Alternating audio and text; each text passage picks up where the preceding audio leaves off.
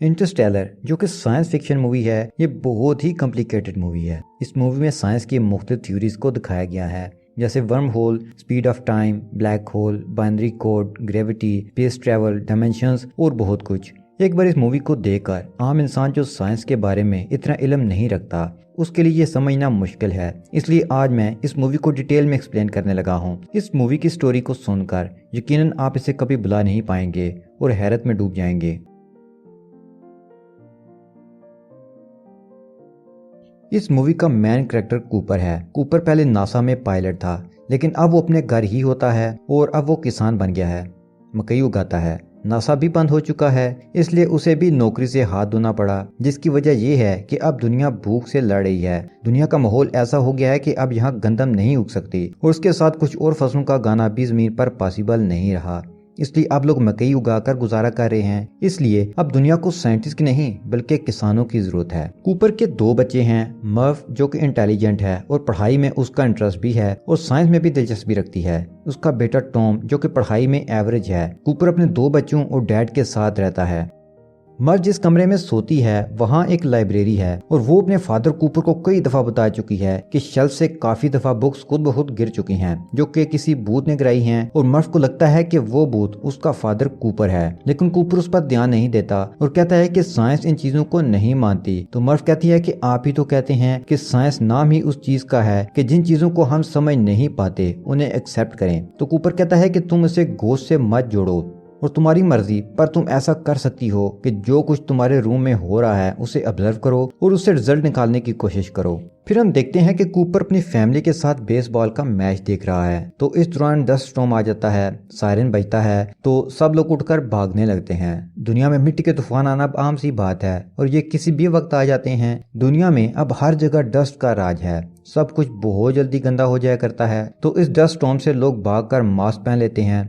Cooper वहां से सबको लेकर घर पहुंचता है तो हर तरफ धूल ही धूल थी। मर्फ के रूम में खिड़की खुली रह गई थी, इसलिए बहुत ज्यादा धूल थी। मर्फ के रूम के फर्श पर धूल में कुछ लाइंस बनी हुई थी। तो मर्फ कहती है कि देखें आज फिर भूत ने यह काम किया। तो कूपर से कहता है कि तुम टॉम के रूम में सो जाओ, मैं यहाँ रहकर ये जानने की कोशिश करता हूँ कि यहाँ आखिर चल क्या रहा है। सुबह जब मर्फ आती है तो कूपर वहीं था और कहता है कि किताबें गोश्त की वजह से नहीं बल्कि ग्रेविटी की वजह से गिरती हैं। वो एक सिक्का उछालता है जो मिट्टी की लाइन के ऊपर जाकर गिरता है, लाइन के बीच में नहीं। कूपर कहता है कि ये एक मैसेज है जो बाइनरी कोड के रूप में भेजा गया है। बाइनरी कोड कंप्यूटर की ज़बान है जिसमें एक और जीरो का इस्तेमाल होता है। जिस तरह हम अल्फाज की मदद से किसी को ईमेल या मैसेज भेजते हैं, इसी तरह बाइनरी कोड के इस्तेमाल से भी हम मैसेज भेज सकते हैं। तो कूपर क्योंकि साइंटिस्ट भी था और नासा में काम भी कर चुका था, तो वो इस मैसेज को डिकोड करता है तो उन्हें एक लोकेशन का पता चलता है। लेकिन वो जब इस जगह के अंदर जाने की कोशिश करते हैं तो वहाँ अचानक सिक्योरिटी आ जाती है और उन्हें पकड़ लेती है। फिर हम देखते हैं कि कूपर से एक रोबोट तफ्तीश कर रहा है। इस दौरान वहाँ एक लड़की एमिली आ जाती है जो एक साइंटिस्ट है। वो उसे एक रूम में ले जाती है जहाँ बहुत सारे लोग बैठे होते हैं और उसकी बेटी मर्फ भी वहीं होती है। एमिली के फादर प्रोफेसर ब्रायन भी वहीं होते हैं। कूपर नासा में काम कर चुका होता है, इसलिए वो प्रोफेसर ब्रायन को जानता था। वो सब ये जानना चाहते थे कि आखिर कूपर को इस जगह का कैसे पता चला, क्योंकि ये खुफिया जगह थी जिसके बारे में किसी को इल्म नहीं था। कूपर बताता है कि उसे इस जगह के बारे में जैसे पता चला वो साइंटिफिक नहीं लगता लेकिन बहुत अजीब है। मर्फ कहती है कि हमें ग्रेविटी की मदद से उस जगह के बारे में पता चला। वहाँ एक आदमी कहता है कि हमें सीधी तरह बताओ कि इस जगह के बारे में तुम्हें कैसे पता चला। तो कूपर को कुछ समझ नहीं आ रहा था कि यहाँ क्या चल रहा है और ये क्या जगह है। तो वो कहता है कि पहले मुझे इस बात की गारंटी दो कि मुझे और मेरी बेटी को यहाँ से जाने दोगे। प्रोफेसर ब्रायन उससे बोलते हैं कि क्या तुम्हें हमारे काम के बारे में बिल्कुल नहीं पता। हालांकि कूपर और ब्रायन दोनों इकट्ठे नासा में काम कर चुके थे, लेकिन नासा और दुनिया के बाकी सारे ऐसे इदारे 10 साल पहले ही साइंटिफिक रिसर्च बंद कर चुके थे। लेकिन प्रोफेसर ब्रायन कहते हैं कि नासा आज भी काम कर रहा है, लेकिन दुनिया के लिए ये खत्म हो चुकी है क्योंकि पूरी दुनिया भूख से लड़ी है। इस दौरान अगर उन्हें पता चला कि नासा स्पेस मिशन पर पैसा लगा रहा है तो लोग ये कभी एक्सेप्ट नहीं करेंगे। प्रोफेसर ब्रायन बताते हैं कि दुनिया खत्म होने के करीब है। दुनिया में ज्यादातर फसलें खत्म हो चुकी हैं और जो बच गई हैं वो भी खत्म होने के करीब हैं और जल्द ही खत्म हो जाएंगी। फिर जमीन के टेम्परेचर और माहौल में चेंज आएगी और जमीन पर से ऑक्सीजन खत्म हो जाएगी और सब खत्म हो जाएगा। कूपर कहता है कि जमीन को बचाने का कोई तो रास्ता होगा। तो ब्रायन कहता है कि अब जमीन को बचाया नहीं जा सकता, हमें इसे छोड़कर जाना ही होगा। प्रोफेसर कूपर को बताते हैं कि स्पेस में एंड्योरेंस नाम का नासा का स्पेसशिप है।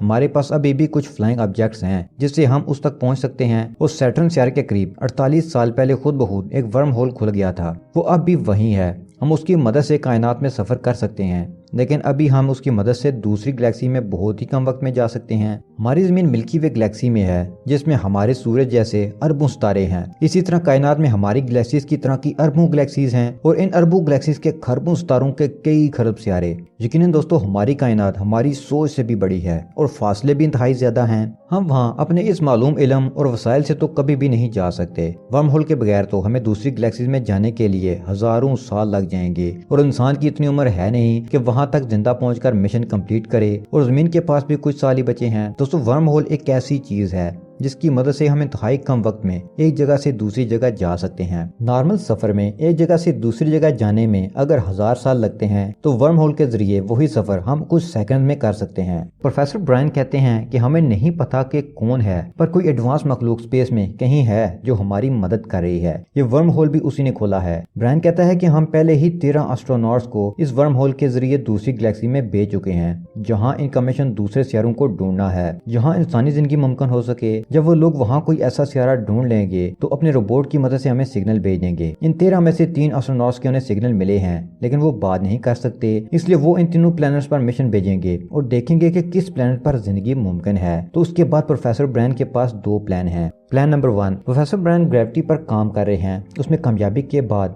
वो जमीन के लोगों को इस प्लैनेट पर भेज देंगे जहां जिंदगी मुमकिन है, और उसके लिए उन्होंने एक स्पेस स्टेशन बनाया हुआ है, और वो स्टेशन यही है जहां अभी वो खड़े हैं। यानी ये कोई बिल्डिंग नहीं है बल्कि एक बड़ी स्पेसशिप है। लेकिन अब सवाल ये है कि इतने बड़े स्पेसशिप को खला में कैसे भेजा जाए। इसके लिए वो ग्रेविटी को कंट्रोल करने के फार्मूले पर काम कर रहे हैं। अगर कुछ देर के लिए जमीन की ग्रेविटी को ऑफ कर दिया जाए तो ये स्पेसशिप हवा में तैरने लगेगा। उसके बाद इसे सिर्फ हिम्मत दिखानी होगी कि किस तरफ जाना है, और इस तरह हम इंसानों को यहाँ से लेकर उड़ जाएंगे दूसरे प्लैनेट्स पर जहां इंसान नई दुनिया शुरू करेंगे। प्लान नंबर 2, कि अगर प्लान नंबर 1 कामयाब नहीं होता तो इंसान अपने साथ 5000 इंसानी डीएनए ले जाएगा और उनकी मदद से इंसानों को बनाया जाएगा और इंसानी नस्ल को बचाया जाएगा, क्योंकि ये तो तय है कि अब जमीन की जिंदगी खत्म होने वाली है और सब लोग और बाकी जमीनी जिंदगी खत्म हो जाएगी। प्रोफेसर ब्रायन कूपर को कहते हैं कि इस मिशन में तुम भी शामिल हो जाओ, क्योंकि तुम एक पायलट हो और हमें एक पायलट की जरूरत है। कूपर मान जाता है क्योंकि ये दुनिया को बचाने की बात है और सबसे बढ़कर उसकी अपनी फैमिली की लाइफ की बात है।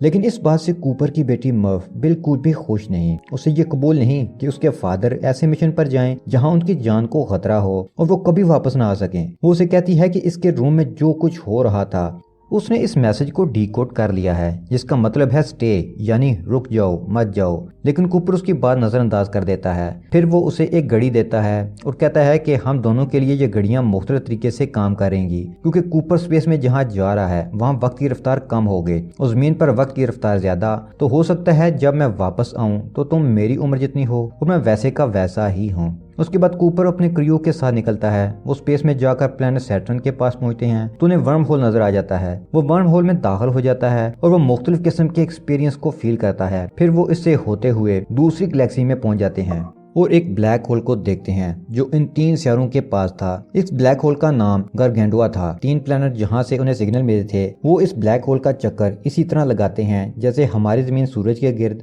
अब वो देखते हैं कि इनकी स्पेसशिप की लोकेशन के करीब तरीन मिलर प्लैनेट होता है, तो कूपर उस पर जाने का फैसला करता है। लेकिन ये प्लैनेट ब्लैक होल के करीब है, तो इसलिए इस प्लैनेट पर टाइम स्लो होता है, यानी इस प्लैनेट पर गुजरा 1 घंटा जमीन के 7 सालों के बराबर होगा। दोस्तों, ब्लैक होल हमारी कायनात की एक ऐसी पुरस्कार चीज है जिसमें ग्रेविटी इंतहाई ज्यादा होती है। ये अपने रास्ते में आने वाली हर चीज को निगल जाता है और इनके जितने करीब जाएं वक्त की रफ्तार कम हो जाती है। यही वजह है कि इस प्लैनेट पर गुजरा 1 घंटा जमीन पर 7 सालों के बराबर होता है। तो कूपर एमिली और दूसरे साथी के साथ प्लैनेट पर जाने की तैयारी करता है। इनका एक साथी रोमली स्पेसशिप पर रहकर ब्लैक होल को ऑब्जर्व करने का फैसला करता है।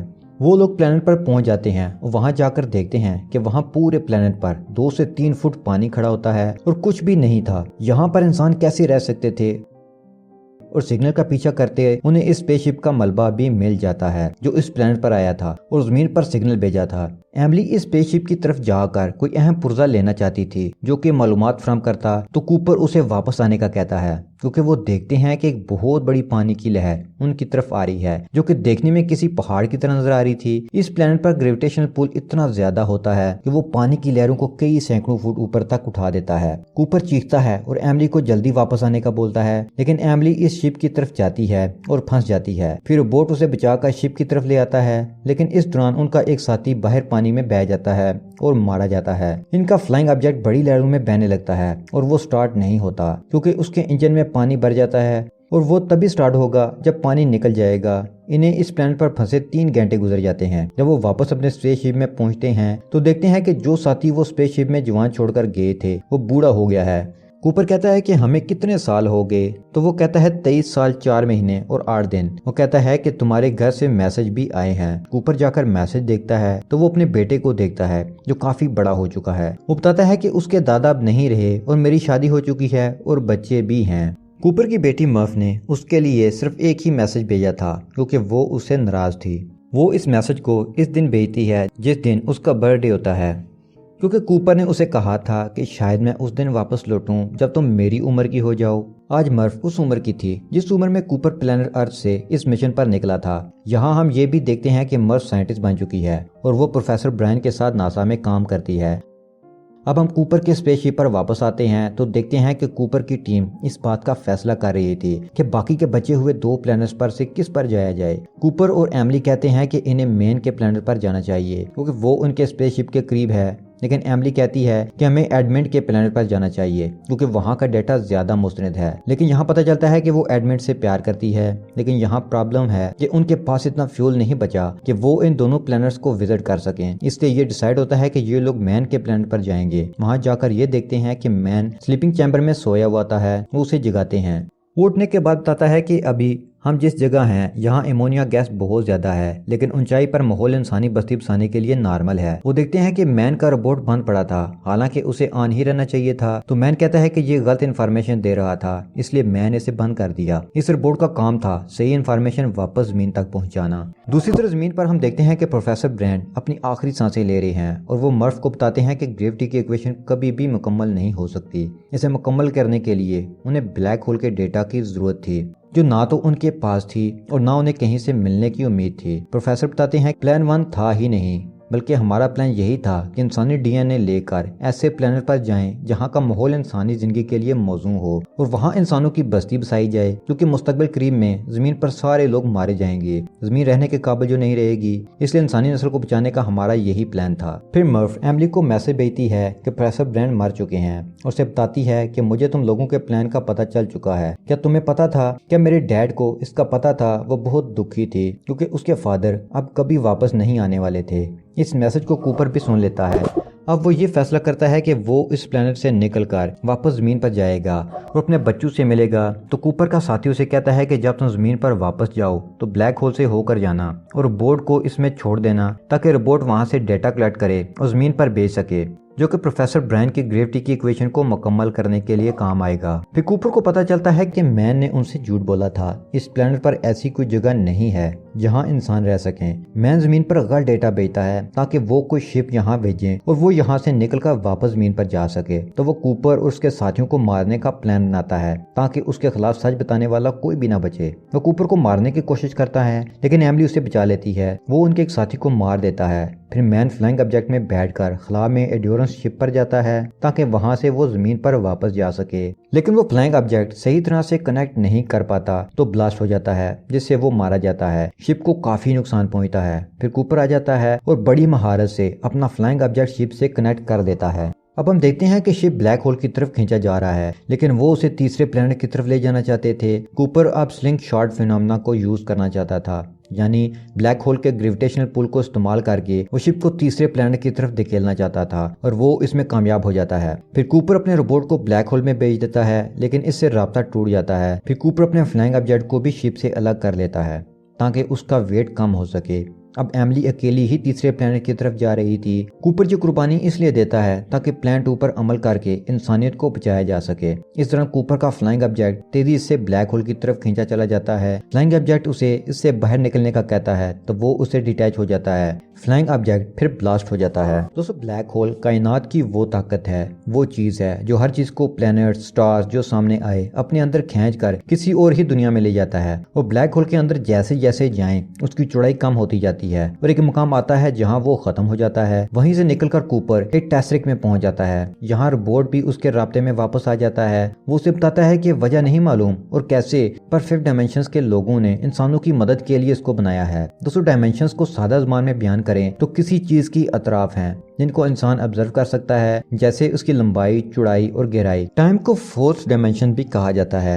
लेकिन ये चौथी हतमी नहीं है। साइंसदानों के कुछ तजर्बात की बिना पर ये इशारे मिले हैं कि हमारी कायनात में 11 डायमेंशंस हैं और हमारा दिमाग भी 11 डायमेंशन स्ट्रक्चर को ऑब्जर्व कर सकता है, लेकिन हमें जरा सा भी इल्म नहीं कि ये बाकी 8 डायमेंशंस क्या है, वहाँ क्या है। अगर हम इन डायमेंशंस को पा लें तो हमारी इंसानी नस्ल कितनी तरक्की कर जाएगी। बहरहाल ये अभी तक एक पहेली है और कूपर अभी फिफ्थ डायमेंशन में दिखाया गया है। ये फिल्म बनाने वालों का एक आइडिया है जो कि कमाल का है। तो हम देखते हैं कि इस टेस्ट्रिक में कूपर अपने घर को देख रहा होता है, मर्फ के कमरे की लाइब्रेरी के पीछे से और बाकी जगहों से भी। यहाँ ये आगे पीछे मूव करके किसी भी टाइम में जा सकता था बहुत ही आसानी से। यहाँ वो अपनी बेटी मर्फ के बचपन को देखता है, वो उसके सामने है लेकिन वो उससे बात नहीं कर सकता, ना कांटेक्ट कर सकता है। तो वो किताबें गिरा कर उसे अपनी मौजूदगी का एहसास दिलाता है। आपको याद होगा कि शुरू में मैंने बताया था कि मर्फ अपने रूम में किसी भूत का जिक्र करती है जो किताबें गिराता था। तो अब हम देख रहे हैं कि वो खुद कूपर ही था जो कि इस टेस्ट्रिक में फंस चुका था और अब अपनी बेटी मर्फ से मदद के लिए किताबें गिरा रहा था। वो ग्रेविटी का इस्तेमाल करता है क्योंकि ग्रेविटी ही वो चीज है जो हर डायमेंशन में होती है। कूपर को मर्फ के रूम में जो बाइनरी कोड की मिट्टी की लाइन मिलती है वो भी कूपर ने ग्रेविटी की मदद से इस टेस्ट्रिक से बनाई होती है।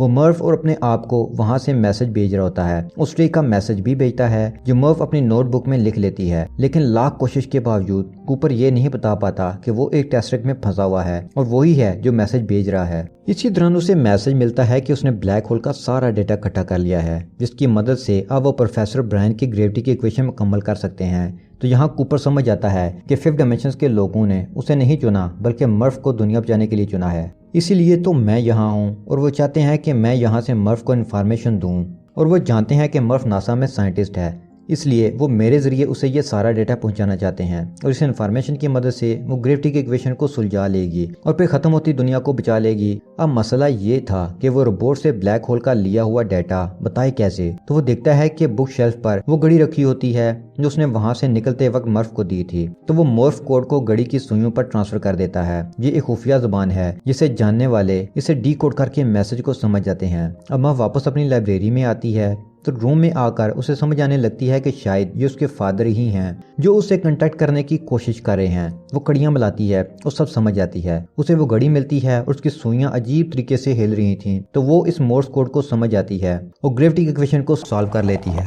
इधर वो टेस्ट्रिक गायब होने लगता है और कूपर और रोबोट को इससे बाहर फेंक दिया जाता है। तो कोई दूसरे एस्ट्रोनॉट्स इसे ढूंढ लेते हैं। उसकी आंख खुलती है तो वो एक स्पेस स्टेशन पर होता है जिसका नाम कूपर स्टेशन होता है और उन्होंने उसके जमीन के घर जैसा घर वहां भी बनाया होता है क्योंकि वो ब्लैक होल में कुछ वक्त रहा। तो अब जानते हैं कि ब्लैक होल में गुजारे कुछ मिनट बाकी दुनिया के कई सालों के बराबर होते हैं। तो यहाँ काफी वक्त गुजर चुका था। ये स्टेशन कूपर के नाम पर नहीं बल्कि मर्फ कूपर के नाम पर बना होता है। उसके बाद वो अपनी बेटी से मिलता है जो 100 साल के करीब होने वाली थी। अगर वो जमीन पर होता तो इस वक्त कूपर की उम्र 125 साल होती। तो कूपर उसे कहता है कि मैं ही तुम्हारा भूत था। मर्फ कहती है कि मैं जानती हूँ और अब मर्फ उसे कहती है कि उसे अब वापस मिशन पर जाना चाहिए, मेरे पास मेरी फैमिली है। अब कूपर नए मिशन की तैयारी पर था। इधर तीसरे प्लेनेट पर हम एमिली को देखते हैं जो वहां पहुंचकर अपना हेलमेट उतार देती है, जिसका मतलब था कि इस प्लेनेट पर ऑक्सीजन है और इंसान यहां नई जिंदगी शुरू कर सकते हैं।